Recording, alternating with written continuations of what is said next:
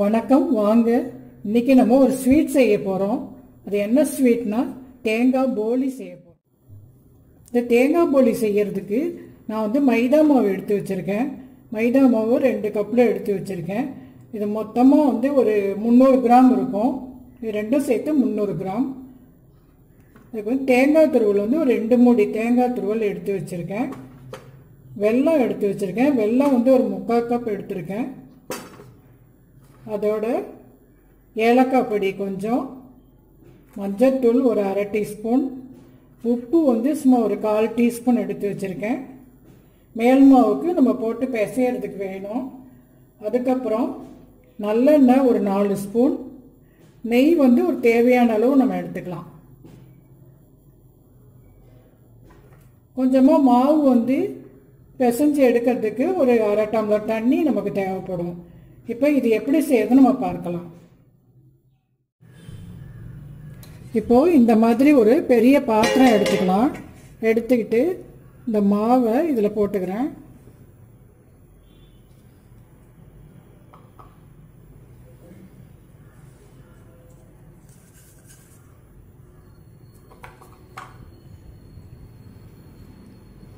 இந்த 1/2 டீஸ்பூன் உப்பையும் சேர்த்துக்கலாம்.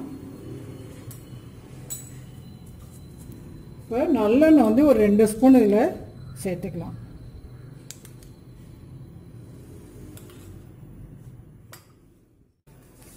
நல்லெண்ணெய் சேர்த்தோம்னா நல்ல ஒரு சாஃப்ட்னஸ் கிடைக்கும். அதுக்காக நம்ம வந்து நல்லெண்ணெய் சேர்த்துக்கிறோம். இன்னும் 1 ஸ்பூன் சேர்த்துக்கிறேன். இந்த மஞ்சள் தூளையும் இதில் சேர்த்துக்கலாம் நம்ம. ஏன்னா மஞ்சள் தூள் சேர்த்தா மஞ்சள் கலரில் இருக்கும், இல்லாட்டி வெள்ளையாக இருக்கும். அதுக்காக நம்ம வந்து மஞ்சள் தூள் சேர்த்துக்கிறோம்.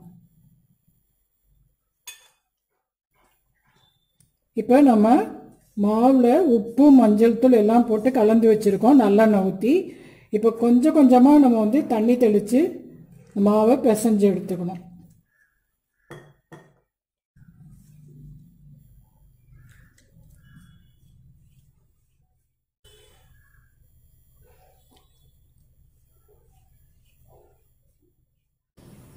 பாருங்கள், எடுத்து வச்ச கொஞ்சம் மஞ்சள் தூளையும் சேர்த்துக்கிறேன். கலர் வரல, அதனால் இதை சேர்த்துக்கிறேன்.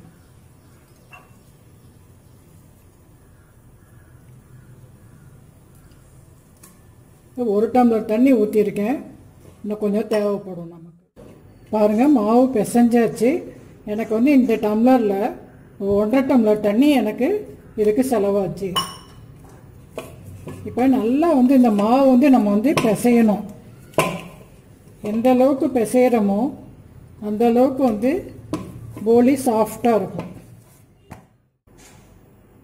1 ஸ்பூன் நெய் சேர்த்துக்கிறேன். இது கொஞ்சம் நல்ல வாசமாக இருக்கும். அதுக்காக பாருங்கள், நம்ம எப்போதும் சப்பாத்தி மாவு போடுற அளவை விட கொஞ்சம் தளர்வாக இருக்கணும். இது கொஞ்சம் இலக்கமாக இருக்கும். இதில் கொஞ்சம் நல்லெண்ணெய் சேர்த்துக்கலாம்.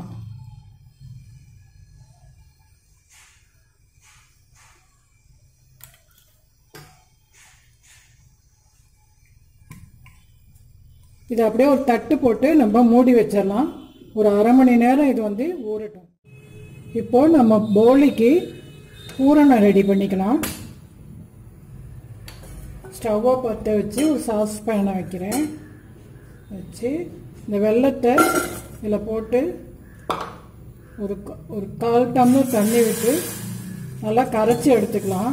ஏதாச்சும் தூசி இருந்தால் கூட நம்ம வடிகட்டி எடுத்துக்கலாம். வெல்லத்தை நல்லா கரைச்சி நம்ம வடிகட்டி அதுக்கப்புறம் நம்ம வந்து பூரணம் ரெடி பண்ணிக்கலாம்.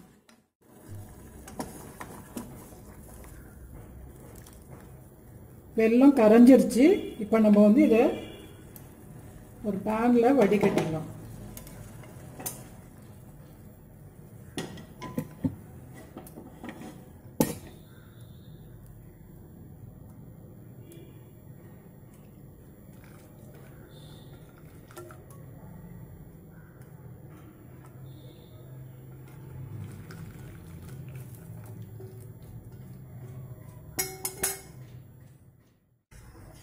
இப்போ வெள்ளை கரைசல் அடுப்பில் வச்சுருக்கேன் நான். இப்போ தேங்காய் துருவலை நம்ம இதில் போட்டுக்கலாம். 2 மூடி தேங்காய் துருவி வச்சுருக்கேன், அது சேர்த்துக்கிறேன்.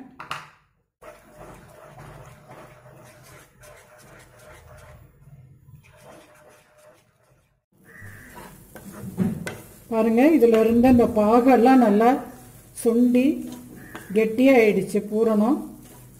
இந்த ஸ்டேஜில் நம்ம வந்து எடுத்து வச்சிடலாம். இது ஆறுனோடனே இன்னும் நல்லா கெட்டியாகிடும். அதனால் இதோட நம்ம நிறுத்திக்கலாம். ஸ்டவ்வை வந்து நான் சிம்லேயே வச்சு தான் இந்த கிளறிட்டு இருக்கேன். ஸ்டவ்வை நிறுத்திடுறேன். இதை கொஞ்சம் கீழே எடுத்து வச்சிடலாம். நல்லா ஆறுனதுக்கப்புறம் நம்ம செஞ்சுக்கலாம். பாருங்கள், இப்போ மாவும் பூரணமும் ரெடியாக இருக்குது. இந்த மாதிரி நான் வந்து பிரித்து உருண்டைகளாக உருட்டி வச்சுருக்கேன் போலி தட்டுறதுக்கு. பூரணமும் அதே மாதிரி உருண்டையாக உருட்டி வச்சுருக்கேன். இது ஈஸியாக இருக்கும். இந்த மாதிரி செஞ்சு வச்சுட்டோன்னா நமக்கு ஈஸியாக இருக்கும். இப்போ வந்து நான் வந்து தோசைக்கல்லை அடுப்பில் வச்சுருக்கேன். பூரணத்தையும் மாவையும் நம்ம வந்து போலியாக இப்போ தட்டிடுவோம். இப்போ கையில் கொஞ்சம் எண்ணெயை தொட்டுக்கிட்டு இந்த உருண்டையை எடுத்து ஒரு தட்டை கமுத்து வச்சு ஒரு இலையில் எண்ணெயை தடவி வச்சுருக்கேன். இதில் நம்ம தட்டிக்கலாம். மாவு நல்லா பிசைஞ்சு நல்லா ஒரு அரை மணி நேரம் ஊறினா தான் இந்த மாதிரி நமக்கு இழுக்க வந்துட்டுருக்கும்.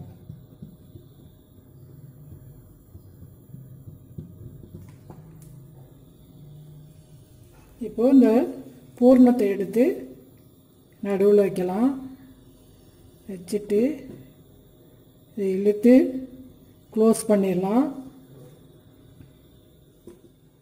மாதிரி நல்லா க்ளோஸ் பண்ணிவிட்டு அப்படியே திருப்பி வச்சு இதை நம்ம அப்படியே விரித்து விட்டுக்கலாம்.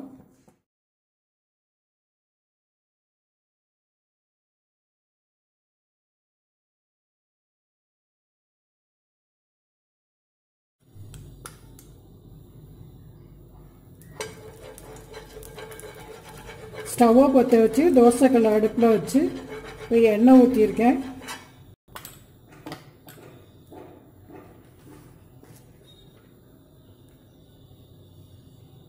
போலியை எடுத்து இப்படி போட்டுருவோம்.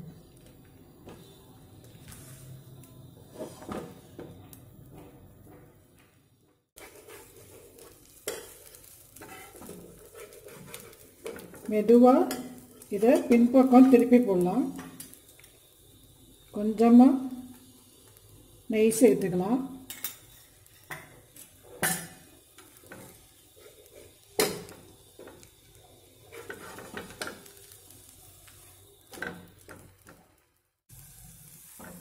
சீக்கிரம் திருப்பி போடக்கூடாது. கொஞ்சம் வெந்ததுக்கு அப்புறமா மெதுவாக திருப்பி போட்டுக்கலாம். ஸ்டவ்வை வந்து நான் சிம்லேயே தான் வச்சுருக்கேன். ஹையில் வச்சோம்னா வெல்லம் சேர்த்துருக்கனால தீஞ்சு போயிடும். அதனால் சிம்லேயே வச்சுருக்கேன் நான். மெதுவாக 2வது தடவை திருப்பி போட்டுக்கலாம்.